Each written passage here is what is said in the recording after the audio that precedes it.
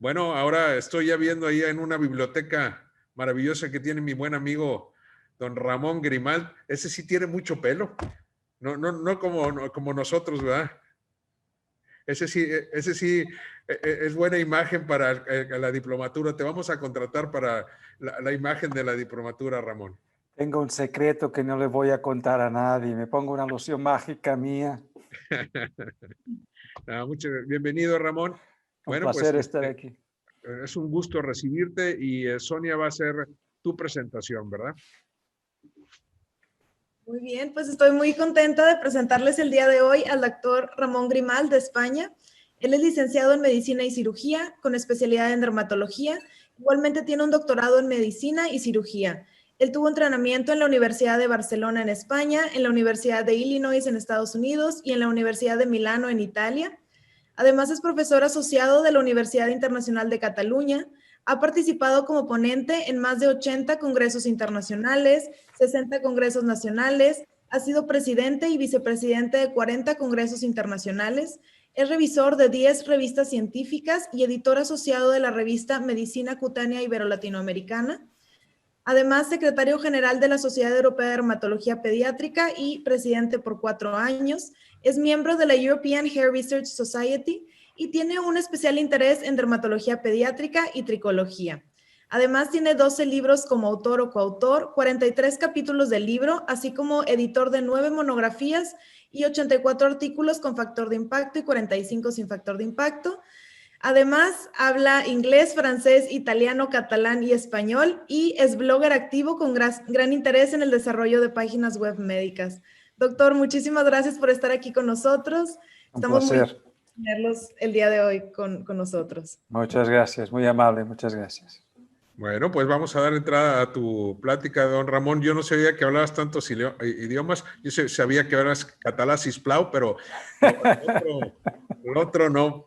Bienvenido y vamos a ver tu presentación y al terminar, pues te esperamos para la sesión de preguntas y respuestas. Muchas gracias por estar con nosotros, Ramón. Gracias.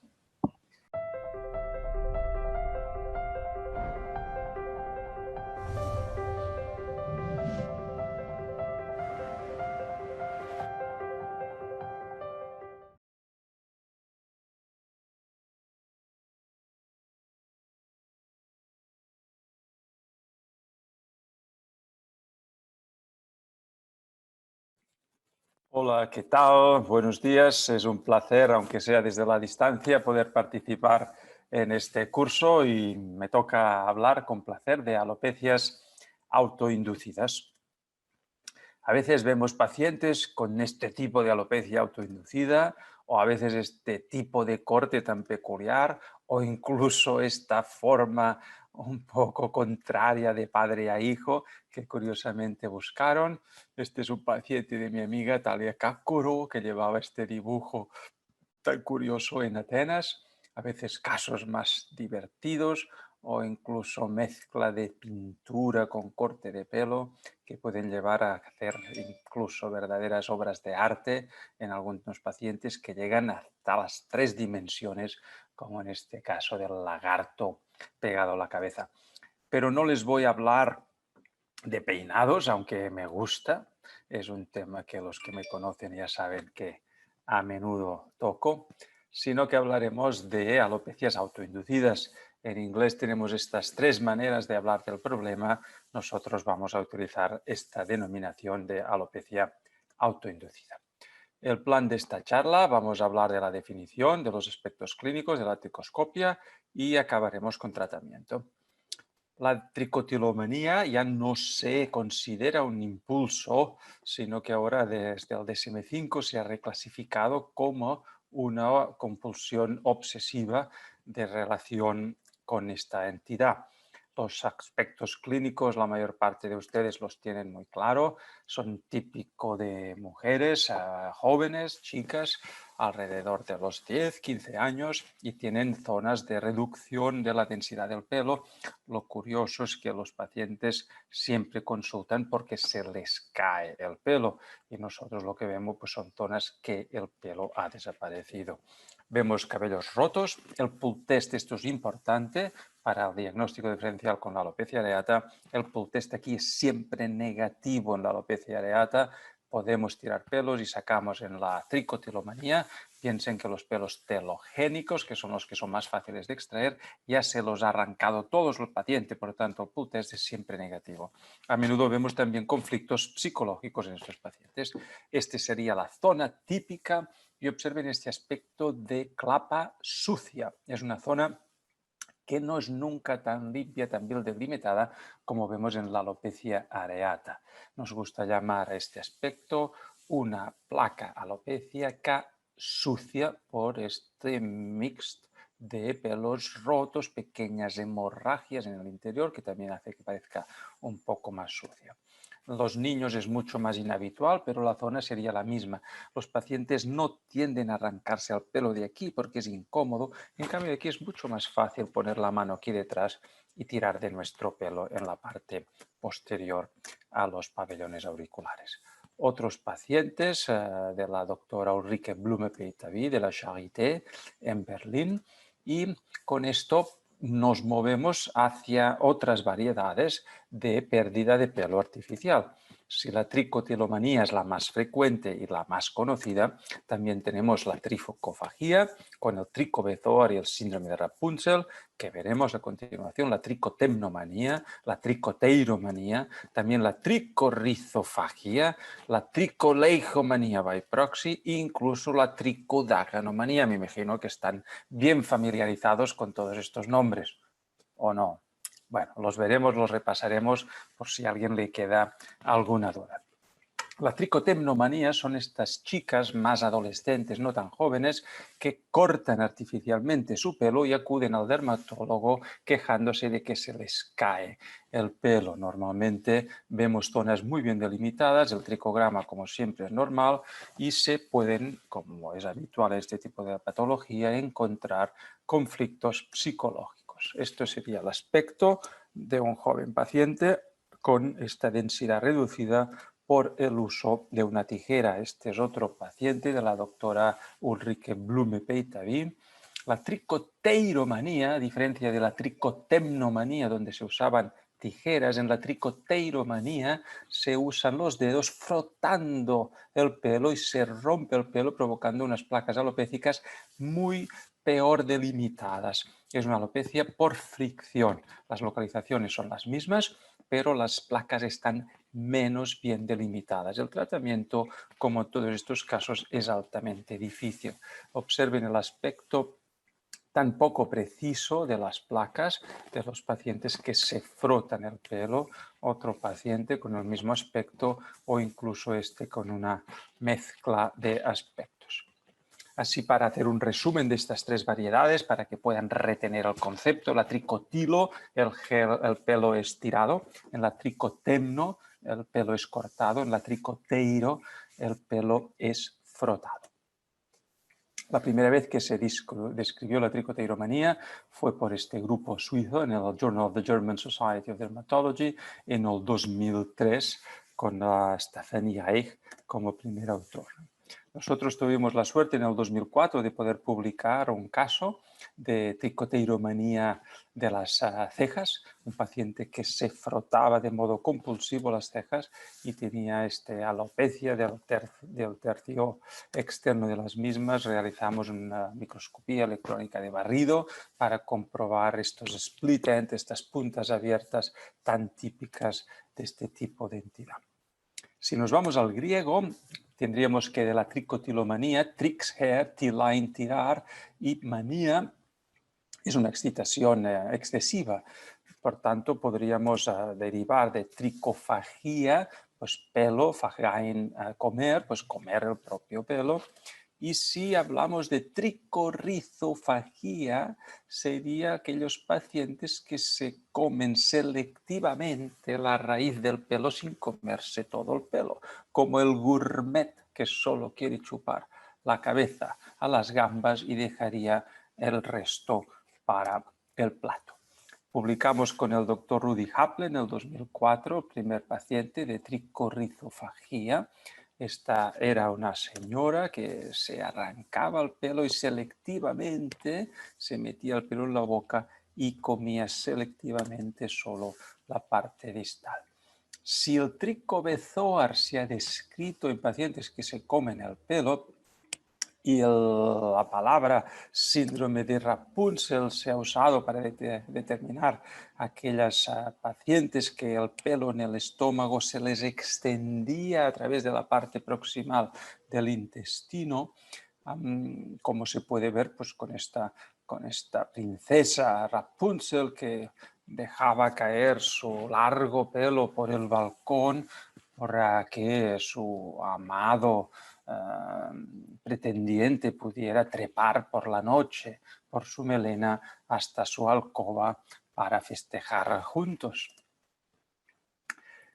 Si en el sur de la India, estos son mujeres de Mallippuram, donde estuve en un congreso hace un par de años, imagínense si una de estas pacientes se come su pelo, el volumen de pelo que va a albergar su estómago. Tanto si yo tengo la tricorrizofagia, que solo me como una punta, es muy improbable que tenga un tricobezoar, pero imagínense un paciente con este tipo de pelo, o esta otra paciente que vi en mi consulta hace poco, con esta estupenda melena con una fase anagénica quizá de 7-8 años, larguísima. En el 2017 apareció esta publicación muy interesante, una mujer embarazada de 21 años que de golpe tiene un dolor abdominal agudo al estar embarazada de 33 semanas, pues claramente todos piensan en una patología relacionada con el aspecto ginecológico de la misma. Pero la gran sorpresa fue que tenía este enorme tricobezoar, a fairy tale with a hairy tale, un juego de palabras muy gracioso en inglés. El tricobezoar parte de esta palabra árabe, patser, que significa un antídoto. Y los bezoar se originan en el tubo digestivo de algunos animales y se utilizaban también como antídotos para plagas, para mordeduras de serpiente e incluso para la enfermedad de Hansen o la epilepsia.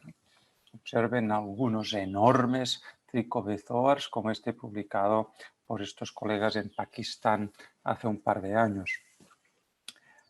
Cuando el tricobezoar se extiende más allá del estómago, hablamos del síndrome de Rapunzel y aquí tienen un ejemplo espectacular de un tricobezoar que superó, se observa aquí, el istmo que separa el estómago del intestino delgado. ¿Y cómo se trata esta enfermedad? Podríamos imaginar que esta bebida azucarada tan famosa en todo el mundo podría ayudar. Bueno, pues algunos investigadores pues decidieron probar y en el 2016 decidieron tratar un tricobezoar para ver si con irrigación con Coca-Cola conseguían ver si se fragmentaba. Administraban por vía nasogástrica, por un tubo, con inyección directa y spray a través de endoscopia Coca-Cola. Posteriormente intentaron ver si una vez sacaron, porque no funcionó muy bien el método, dividieron el bezoar en partes distintas, en 4 partes, y las incubaron, una con Coca-Cola, otra con Sprite, otra con una soda y otra con agua destilada, y así veían si realmente la disolución de las fibras se podía modificar. Cada 12 horas cambiaban el contenido líquido y cada fragmento de bezoar estuvo durante una semana sumergido en estas condiciones. Medían el peso, la densidad y la forma para valorar si realmente mejoraba o no. La verdad es que es un artículo gracioso, pero con unos escasos resultados. No vieron cambios a la semana. Pero curiosamente, si uno busca en la literatura, pues encuentra más literatura en este sentido. Y en este caso, pues publicaron en el 2013 cómo la Coca-Cola podría disolver de forma efectiva los fitobezoar, que no son por el pelo, sino por comer plantas. Y también en este estudio japonés del 2014 analizan las diferencias entre la Coca-Cola cero, la celulasa e incluso la papaína. Me imagino que se han quedado con esta cara que me quedé yo cuando leí este artículo. ¿Qué es la tricodaganomanía? Es el hábito compulsivo de morderse el propio pelo. Leí este artículo en la revista Azul en el 2009, me sorprendió mucho y me puse a estudiar y a investigar sobre esta peculiar entidad. Cuando uno no se muerde el propio pelo porque no llega a él y tiene que morder el pelo de otro, entonces hablamos de tricodaganomanía by proxy o tricodacnomanía by proxy. Esto depende si usamos griego antiguo o griego moderno. Dáganos o dacnos significaría morder en antiguo o en moderno. Por tanto, la tricodacnomanía o tricodaganomanía by proxy sería el hábito compulsivo de de morder el pelo de otra persona. El doctor Burgdorf publicó en la revista Azul una carta a partir de la carta anterior. A mí me vino la idea de hacer un experimento en casa. Tengo un gato, lo ven arriba en la esquina superior, y tengo un perro, un Vizsla, en la esquina inferior, y decidí probar suerte. Me puse los animales en el sofá, uno a cada lado, mientras yo estaba repasando unos exámenes, y apliqué encima de antebrazo en cada lado una sustancia que tenía en casa que sirve para entrenar a los animales de que hagan lo que tú quieres y que es una cosa que les encanta lamer. Y tuve al Vizsla y al gato callejero lamiéndome, uno la derecha y el otro la izquierda de mi brazo, para comprobar qué tipo de depilación podíamos conseguir no mordiendo, sino usando la lengua. Y esto lo publiqué el año pasado en el Journal of Clinical Medical Research y con el nombre de tricoleihomanía by proxy, que sería el provocar una depilación por lamer.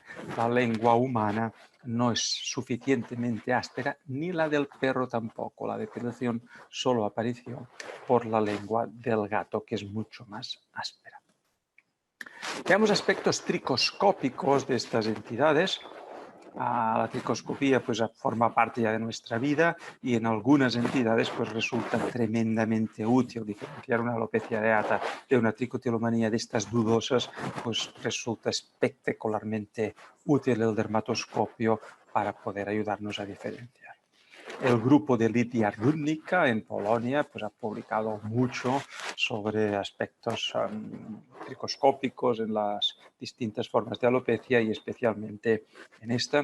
Ellos describen pues, estas imágenes de cabellos rotos, de estos cabellos que se tuercen, el aspecto en la V, los aspectos de cabello en llama, los aspectos de cabello en tulipa y el polvo del pelo, que sería un poco aquel aspecto sucio que les comentaba de entrada, que estas 6 características pues todas serían visibles en pacientes con tricotilomanía.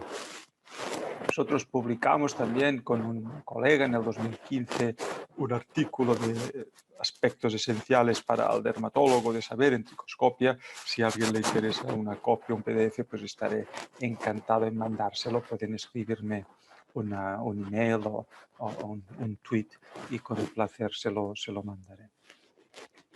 En el International Journal of Trichology en el 2014 apareció este artículo interesante, cómo la tricoscopia pues, podía ser útil, y describen muy bien esta suciedad que vemos clínicamente como polvo del pelo y estos aspectos un poco en tulipán, que en este momento y el mes pasado, pues abril-mayo, los tulipanes en los Países Bajos están en su momento más esplendoroso, si bien por el COVID del demonio pues es difícil de poder visitar los campos.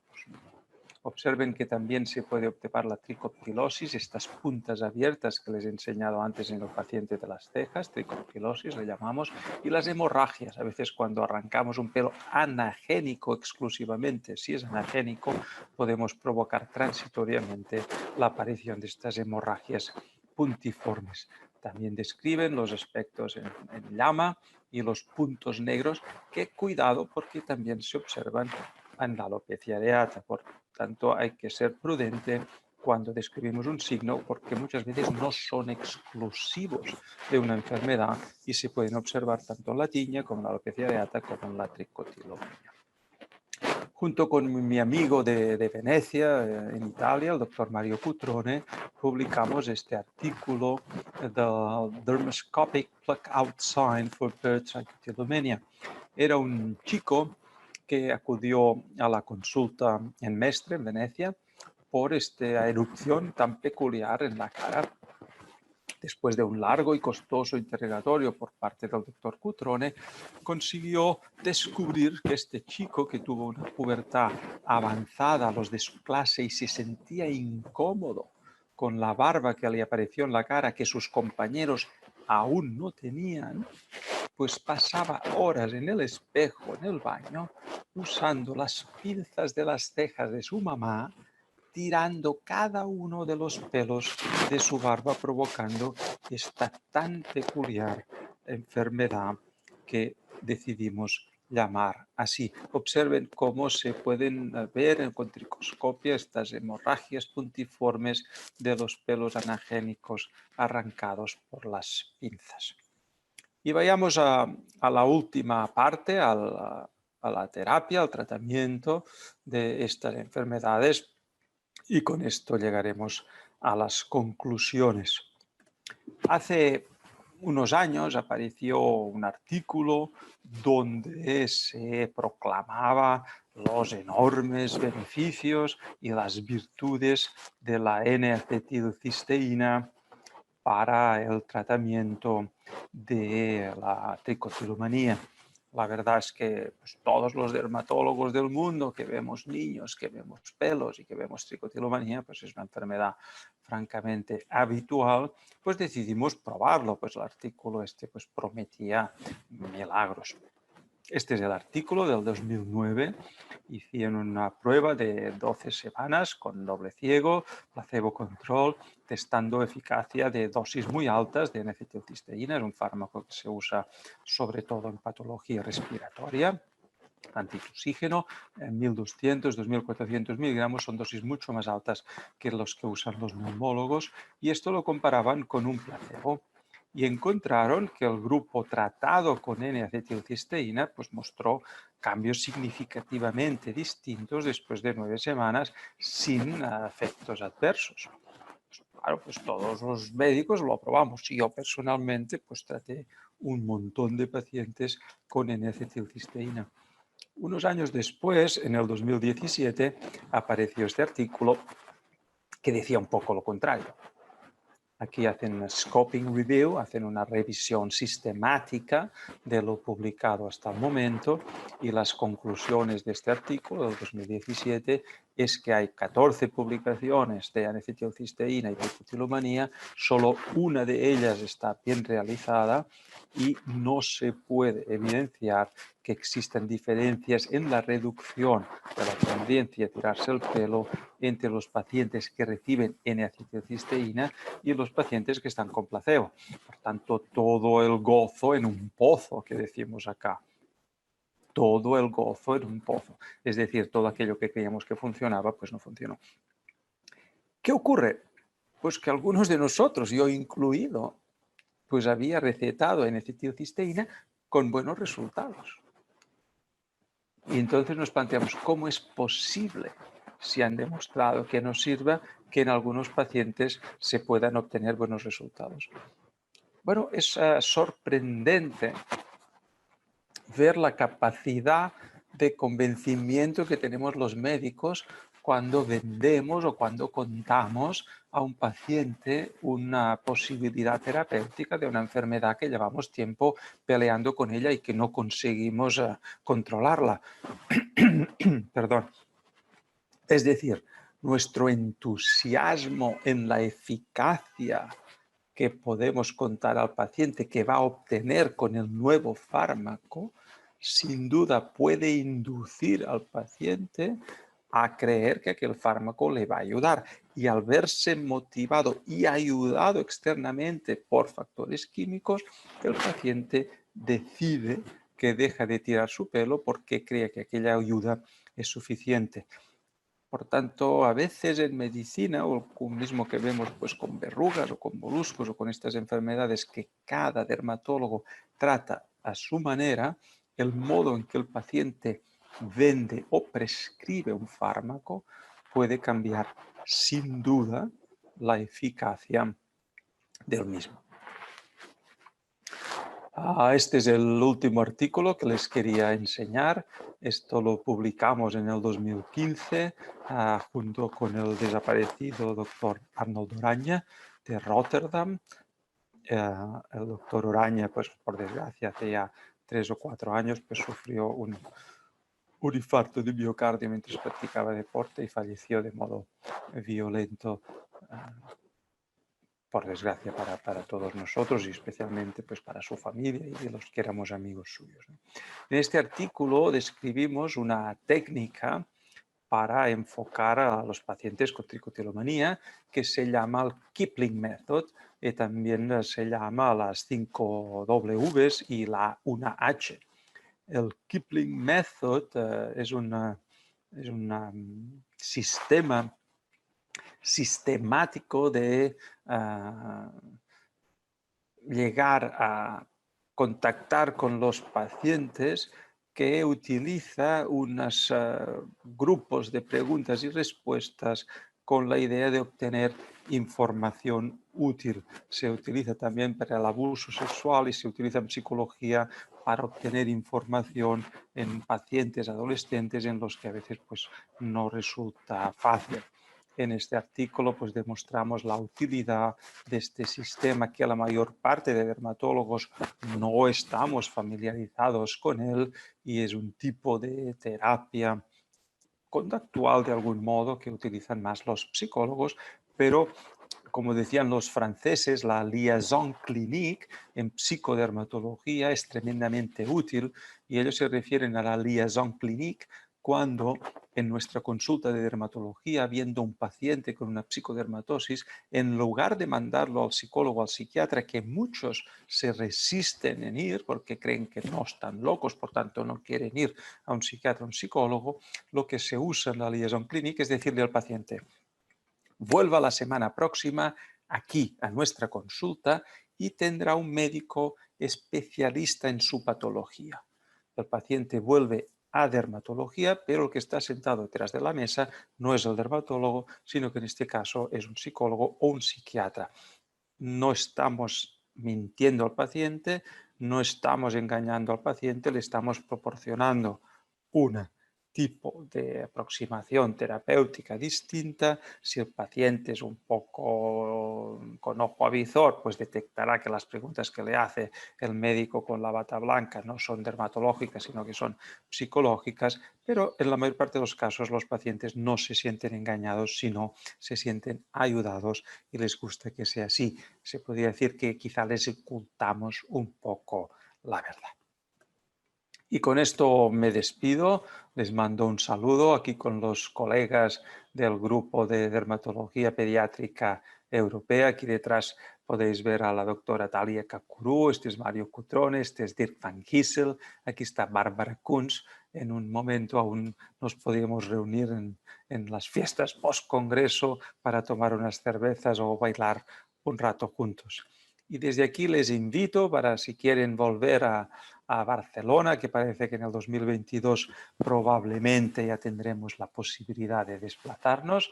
Vamos a organizar un congreso internacional de investigación clínica en pelo. Esto será a finales de septiembre del año próximo, 2022, en Sitges, que es una ciudad preciosa, a 10 minutos de Barcelona, delante del mar. Me encantaría que los que pudieran, les gustase, pues asistieran, pueden mandar ponencias, pósteres o lo que les guste. Y aquí tienen la página web barcelonahair.org, donde hay las instrucciones para inscribirse o mandar comunicaciones. Ha sido un placer poder realizar esta charla un poco desde la distancia o bastante desde la distancia, pero espero que les sea útil. Un abrazo y hasta pronto.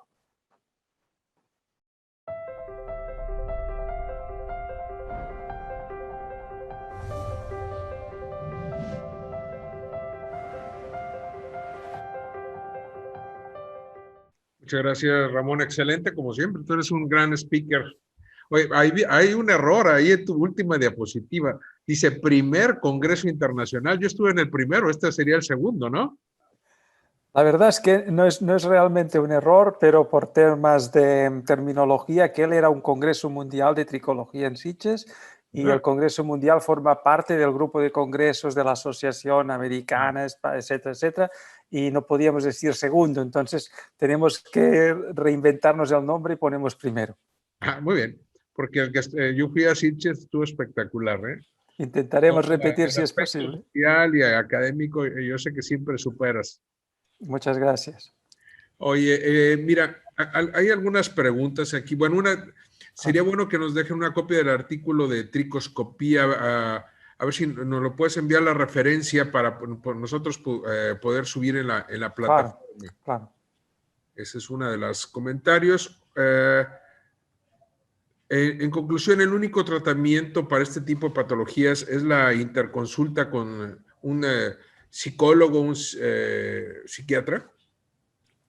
No, yo creo que en cada clínica de dermatología un poco grande existe un médico que se interesa un poco de psicodermatología, es bastante habitual en nosotros y me imagino que en muchas de sus consultas también es así, porque es bien conocido que en dermatología pues tenemos muchas enfermedades psicosomáticas, tanto yo creo que los pacientes afectos de cualquier tipo de alteración en el pelo de origen autoinducido, cicatricotilo, tricotemno, tricatero, etcétera, etcétera, pueden ser aproximados desde un punto de vista psicodermatológico, no por fuerza en manos de un psicólogo o de un psiquiatra, sino de un dermatólogo entrenado.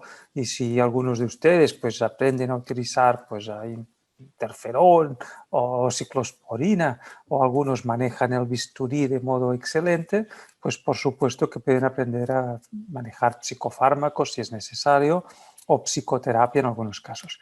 Este ideal de la liaison clinique es una situación que los gerentes de hospital odian porque mezclamos listas de pacientes de una clínica con otra, entonces nadie sabe quién cobra o quién factura al paciente porque era un paciente dermatológico pero que lo vio un médico de otro servicio, entonces estas segundas visitas, ¿quién las va a cobrar?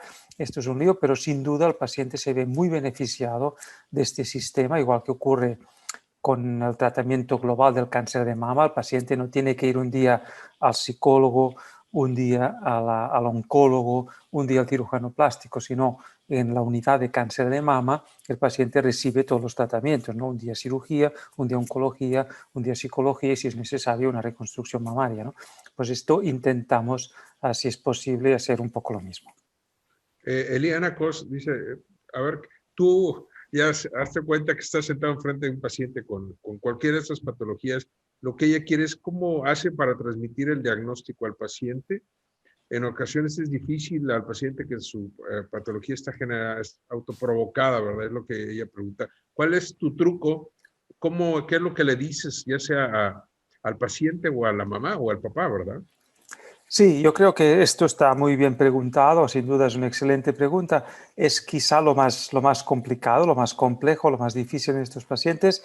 Y yo creo que es intentar que sea el paciente el que confiese. Y de hecho, este último artículo que les hablaba de Arnold Orañe, de las 5 W y una H, el Kipling Method, se basa un poco en esto, en conseguir que el paciente, después de un interrogatorio adecuado, suave, conseguir la confianza del mismo, te llegue a confesar que él pues descarga su tensión tirando de su pelo. Y en el momento en que el paciente admite que hay este tipo de juego, pues todo resulta mucho más fácil porque les podemos ayudar mira, te voy a dar un fármaco que te ayudará a reprimir, a refrenar esta ansia, estas ganas, esta tendencia que tienes de poner la mano en la cabeza para tirar de tu pelo, ¿no?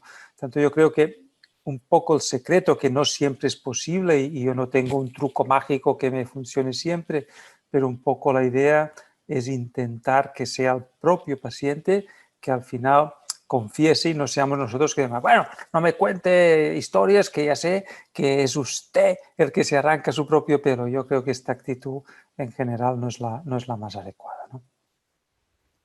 Perfecto. Isidora pregunta, a pesar de la revisión sistemática del 2017, ¿igual aún usa en algunos pacientes N-acetilcisteína o la dejó de usar? La verdad es que la uso aún en algunos pacientes, no porque creo que funciona, sino porque la tengo en mi recetario y tengo a veces que dar algún placebo, igual que para efluvio telogénico en adultos.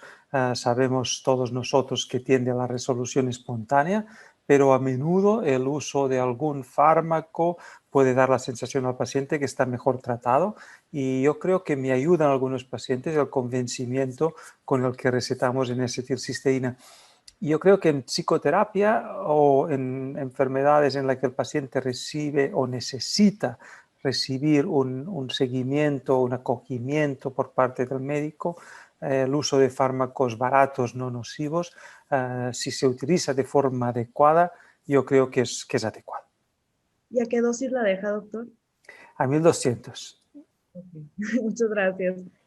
Preguntan también, ¿la diferencia en la tricoscopía de tricoteiromanía y tricotilomanía?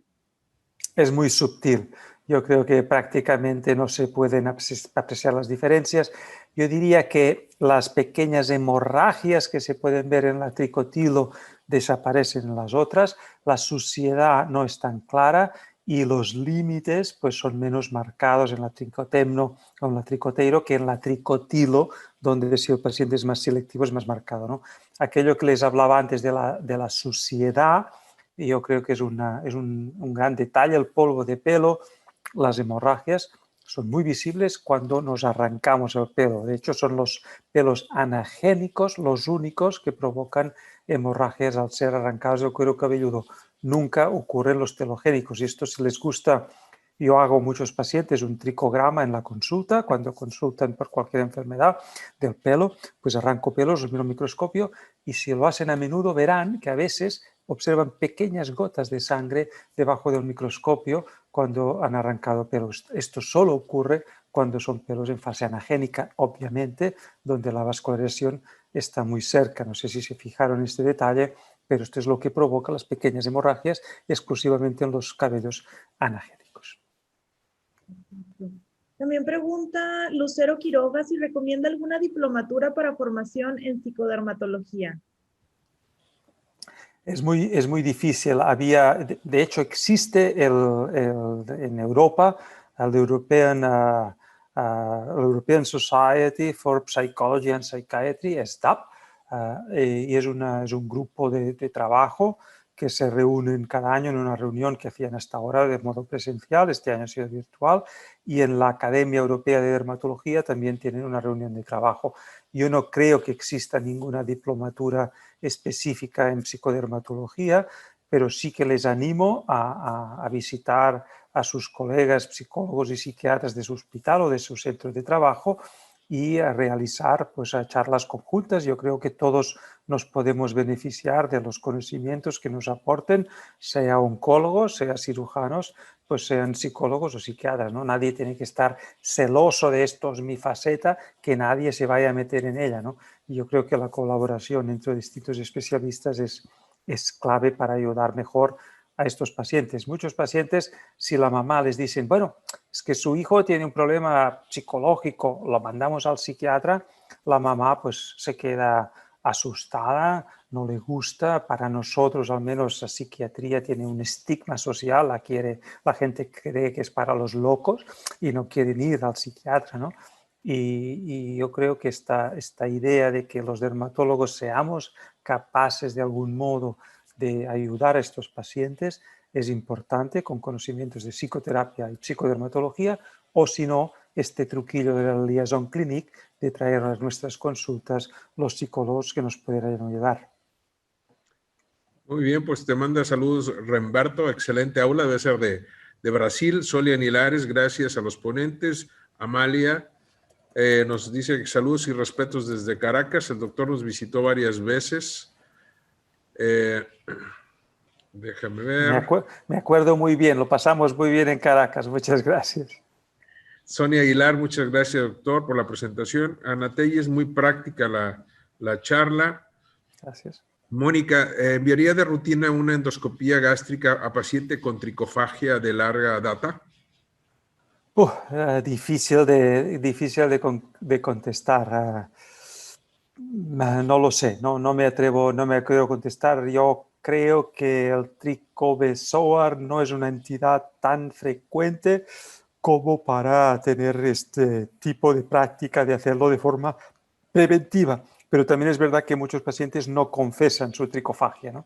Por tanto, yo creo que en muchas ocasiones se detecta por sorpresa en el hospital con un síndrome de abdomen agudo y que nadie tenía conocimiento que el paciente pasaba las noches pues arrancándose y comiéndose su propio pelo, ¿no? No me he encontrado nunca con la duda de estar delante de un paciente que confiese su tricofagia y pensar, ¿habrá comido suficiente pelo como para provocar esto? Nunca me encontré en esta situación. Mira, Lisette, es una pregunta que a veces nos la hacen las mamás de los pacientes. Por lo menos aquí en México está de moda que todos los pacientes llegan con gorra de esas de beisbolista. ¿Sí? Entonces, doctor, dígale que se le está cayendo el pelo. Y aquí ella, Lisette, nos dice, el uso de gorras puede ocasionar tricoteiromanía por la fricción o por lo que tú quieras. Está bien, es interesante. Sí, no la llamaríamos tricoteiromanía porque la tricoteiromanía sería una fricción voluntaria y un poco, ya sé que esto despista porque yo empecé mi plática haciendo fotos de pacientes que de forma voluntaria acudían al barbero provocando estos peinados tan originales, ¿no? Esto en realidad pues, no son artificial hair loss. Artificial hair loss son las formas que acuden a ti provocando a ver si serás capaz de detectar su habilidad para esconder lo que están haciendo, ¿no? Pero sí que es cierto que igual que existen un montón de alopecias traccionales, vemos a menudo esta gente que se peina en el pelo pues con trenzas, los pelos negroides que les gusta ser trencitas o la gente que les gusta llevar una cola de caballo muy tirada, esto provoca alopecia traccional. Pues también vemos que el roce, yo quizá una gorra de béisbol diría que es difícil que llegue a provocarlo, pero cascos de trabajo, pues a veces vemos transitoriamente roturas del pelo, pero en ningún caso esto provoca alopecia, solo va a provocar roturas del pelo y si se fijan tendría que ser en la línea de roce del pelo, igual que ocurre en las cirugías largas, donde el paciente recibe durante 6-8 horas una cirugía y está acostado en la misma posición, pues podemos observar esta alopecia por presión en la nuca, muy característica de enfermos que están también en la UCI durante tiempo, y la alopecia por cascos o gorras de trabajo durante muchas horas podría ser parecida a esta. Marcos Cruz también lo felicita por su plática. Y Mónica pregunta, ¿cuánto tiempo le dedica a una consulta de psicodermatología? Tiempo infinito. Se nos van las horas, esto es verdad. Tienen toda la razón, entiendo su lectura entre líneas de su pregunta y estoy de acuerdo que si tenemos un paciente cada 3 minutos, como ocurre en muchas consultas de dermatología que tenemos ir haciendo un paciente tras de otro, es muy difícil dedicar el tiempo que el paciente requiere. Estoy de acuerdo. Pero en estos pacientes tienes que cubrir de paciencia, dejarlos hablar, intentar conseguir que él coja confianza contigo, que se abra un poco a hablar contigo y a veces lo que hacemos es citarlos para otro día, que tengas pues una tarde o una mañanita más tranquila y poder dedicarle su tiempo. Pero estoy absolutamente de acuerdo con la pregunta, es imposible atender de modo adecuado un paciente con el tiempo habitual de la consulta de corre-corre y que entre el siguiente. Muchas felicitaciones también de parte de Tita González. Muchas gracias, doctor. Excelente plática. Brenda Steinman, muy interesante la charla. Gracias. María Esther de la Rosa, excelente plática. Y que le ha tocado atender a pacientes con alopecia por fricción por bailar breakdance. Caray, esto es una cosa bien peculiar. Yo, hablando de baile, en el sur de España hay un tipo de baile que va muy de moda, que es el zapateado, que son estas mujeres que bailan pegando unos golpes de talón que resuenan en el suelo. Y este tipo de baile flamenco, las chicas mueven mucho la cabeza y para no despeinarse tienen una tendencia a hacerse una cola de caballo muy tirada, porque si no con los movimientos que hacen compulsivos se despeinan. Y si se fijan en estas mujeres, todas tienen una frente enorme, tienen unas cejas que les llegan hasta aquí, y esta es una alopecia traccional muy típica en este tipo de baile, que quizá en Argentina también vean por los movimientos que tienen que hacer algunas bailando tango, que quizá no lleguen al movimiento casi espasmódico que hacen, ¿no? Por breakdance aquí vemos muy pocos, pero claro, me imagino que si tienes que bailar dando vueltas sobre tu cabeza de boca abajo, pues es posible que al final algún tipo de lesión en la zona por roce o por quemadura, depende del suelo, llegues a provocar alopecia sin duda. Qué bueno.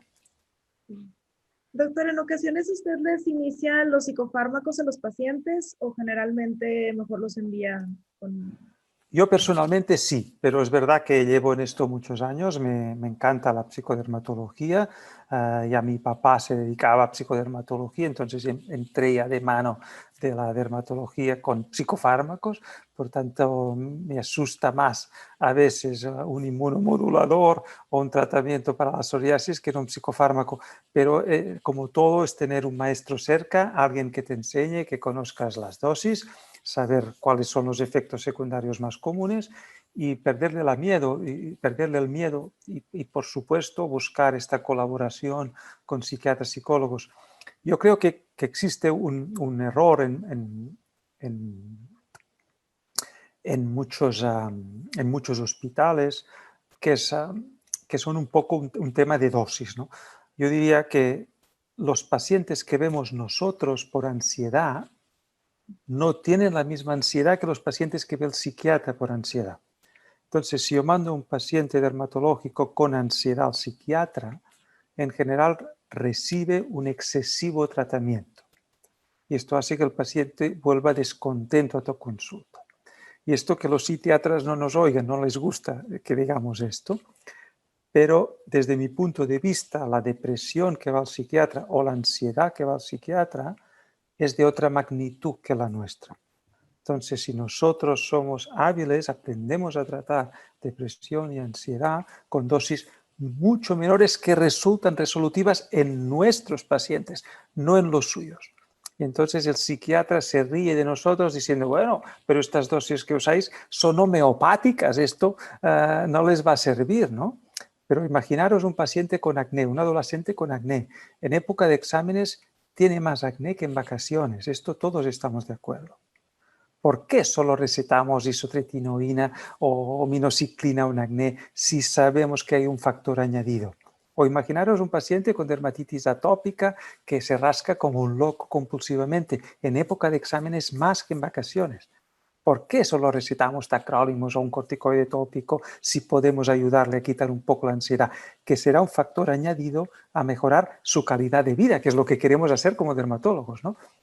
El picor, la ansiedad y se suman uno a otro, empeoran. Por tanto, pequeñas dosis en momentos concretos de psicofármacos a patología común, psoriasis, eczema, acné, y no solo estos pacientes que hemos visto hoy, pueden ayudar muchísimo a mejorar la calidad de vida de nuestros pacientes.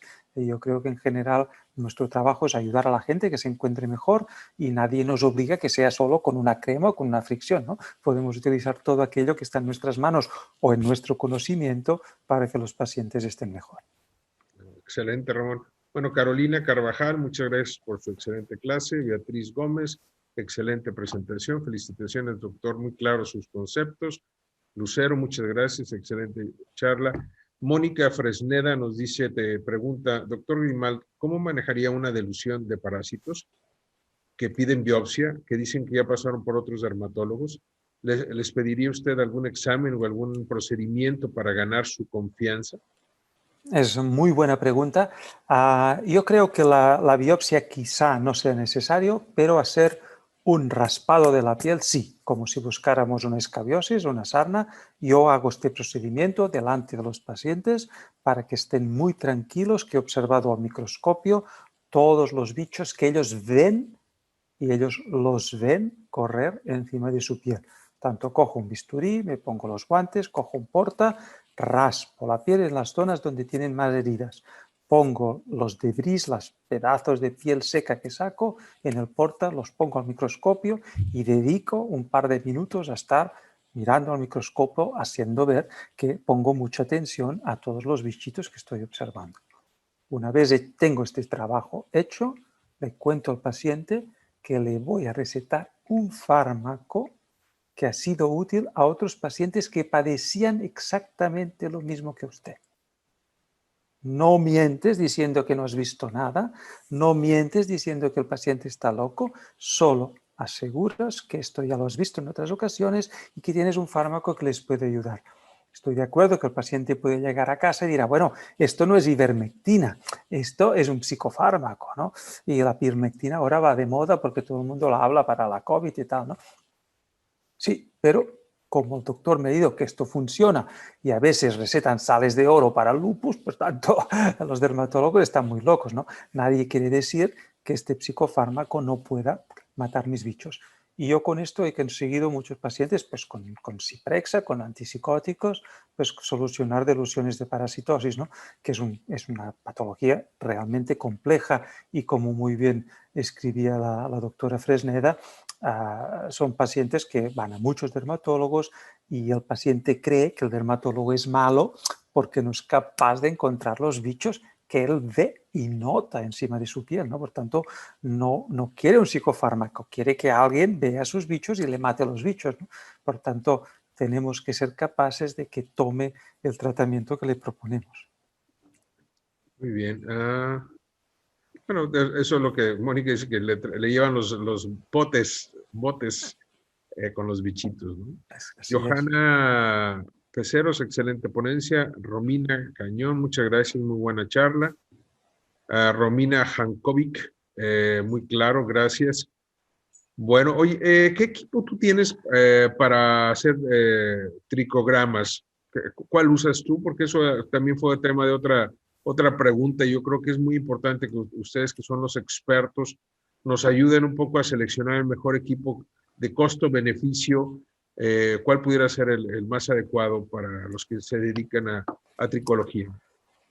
Yo creo que si no necesitan hacer un seguimiento ni hacer estudios clínicos, el mismo equipo que tengan en la consulta para hacer un frotis para escabiosis o hacer un GIMSA para hacer un ZANC para herpes, o si necesitan hacer cualquier tipo de búsqueda, pues yo qué sé, para piojos o incluso para una pityriasis versicolor, si quieren hacer cualquier tipo de contagio, es suficiente. Yo, la mayor parte de mis pacientes, uso directamente el microscopio con un porta, con una gota de solución salina encima y para poder observar el pelo directamente al microscopio.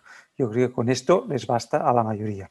Si quieren hacer un seguimiento digitalizado o quieren participar en algún ensayo clínico, como a veces pues, nos toca hacer, o quieren contar los pelos para poder valorar la diferencia entre un paciente y otro, pues entonces les toca comprarse un equipo de estos de fotografía digital computerizada, tipo lo que se utiliza para el seguimiento de los lunares, la tricoscopia o la dermatoscopia. Nosotros utilizamos el sistema PhotoFinder alemán, pero yo creo que todos funcionan muy parecido y el que les haga mejor precio, pues no, yo no creo que nuestro pues sea mejor. Quizá el más estandarizado sea esto, pero déjenme que también les diga una cosa.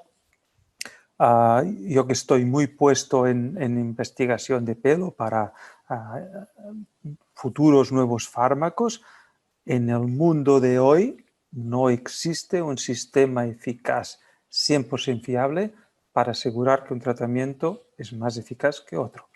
En este momento los fototricogramas digitales no son lo suficientemente precisos para poder demostrar que, por ejemplo, dutasteride y finasteride tienen mejoría significativa, o que 1,5 de finasteride al día comparado con 1 miligramo al día se ven diferencias significativas. No existe. Y hoy hemos revisado un artículo que saldrá publicado en la revista de Antonella Tosti, que se llama Hair to Hair. Este es un estudio desarrollado por la empresa PhotoFinder, donde igual que tenemos las huellas dactilares, en nuestro cuero cabelludo existe la distribución de los folículos con una forma concreta. Y con este aparato, que es lento y muy caro, podemos volver a encontrar exactamente los mismos 4 pelos que hicimos en la foto inicial. Por esto nos va a permitir contar exactamente si han crecido más o menos que en la foto anterior, ¿no? Pero esto está aún muy en fase de desarrollo, y en el momento actual el fototricograma nunca vuelves a contar exactamente los mismos pelos. Por tanto, si tienes 110 antes del tratamiento y 112 después del tratamiento, no sabes nunca si es verdad que salieron 2 más o que se movió medio milímetro la cámara y contaste un pelo de al lado.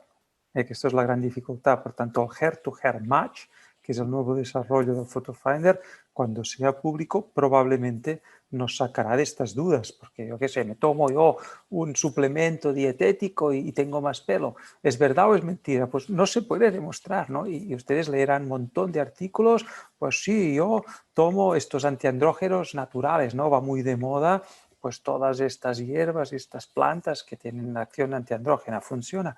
Pues la verdad es que estos artículos están mal desarrollados, pero porque no existe un sistema eficaz para contar pelo de forma comparativa.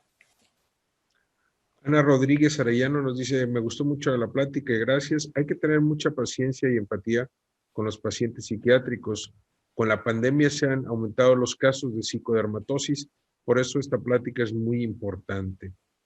Y bueno, ¿y dónde le recomiendas tomar un diplomado de psicodermatología o neuropsicología, endocrinodermatología?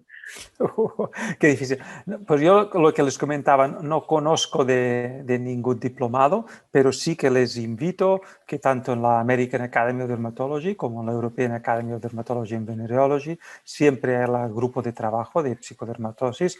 El doctor Q en Estados Unidos es un gran referente, KOO, es un gran referente en psicodermatología, y en Europa pues hay algunos expertos como Uwe Gieler en Alemania. Gieler, Gieler, VUWE, es un experto en psicodermatología, y siempre tienen una sesión de trabajo en las academias. Por tanto, yo les invito a empezar atendiendo estas sesiones y conociendo un poco a los ponentes, y luego, si es necesario, pues hacer una pequeña rotación con ellos, siempre les puedo ayudar.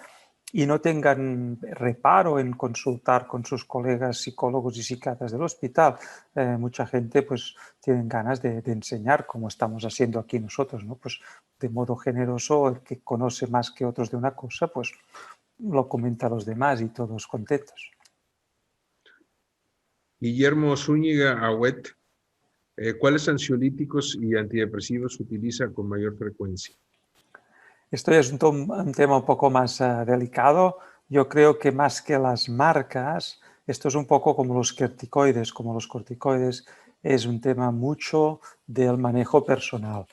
No es que, yo qué sé, en estos momentos la paroxetina sea mejor que la fluoxetina como antidepresivo, sino que un poco el costumbre que tengas tú con el fármaco y lo familiarizado que estés, como el escitalopram. En este momento, pues el antidepresivo más utilizado es escitalopram, y paroxetina y fluoxetina han pasado un poco de moda, ¿no? Pero si tú estás cómodo con paroxetina porque llevas años utilizando, ¿por qué vas a modificarlo? Y esto es igual, ¿no? Si tú estás acostumbrado a utilizar hidrocortisona, pues al 2%, pues yo qué sé, pues no tienes por qué modificarte a un corticoide de baja potencia de otra casa. ¿Cuál es mejor, cuál es peor? Pues yo creo que cada uno se entrena con sus dosis, sus manejos, sabe aquellos que son fáciles de partir en pequeñas partes, pues para pediatría, aquellos que están en formato de jarabe, aquellos que puedes formular. Yo creo que esto es distinto en cada país, pero les animo que lo intentan descubrir de manos de sus colegas o psiquiátricos, pediátricos o los que tengan más a mano, ¿no? Muy bien, pues tuvimos una oportunidad muy grande, casi media hora de estar contigo en persona, Ramón. Eso es un valor muy grande y tú siempre muy claro con tus conceptos.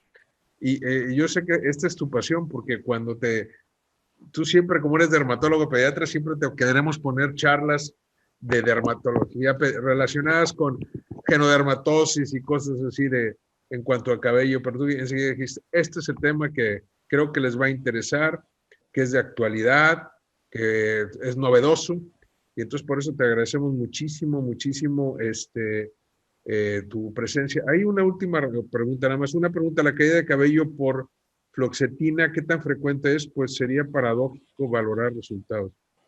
No, en mi experiencia la fluoxetina no provoca alopecia. Yo creo que muchos pacientes psiquiátricos tienden a valorar de modo exagerado sus dolencias, tienden a maximizar sus problemas, igual que ocurre con el dolor, con las fibromialgias, o ocurre con el picor, con los pruritos psicógenos, ¿no? Tanto yo creo que muchos telógenos efluvios o muchos recambios estacionales normales son detectados por el paciente psiquiátrico de modo exagerado, sin que sea ni el fármaco lo que provoca la caída del pelo. Por tanto, no lo valoraría como un efecto secundario de la fluoxetina realmente. Una última pregunta, porque si no, no nos vamos, Ramón, te vamos a tener hasta medianoche aquí. Bueno, ya lo es casi aquí. ¿La isotretinoína puede causar alopecia? ¿O lo que tú has visto?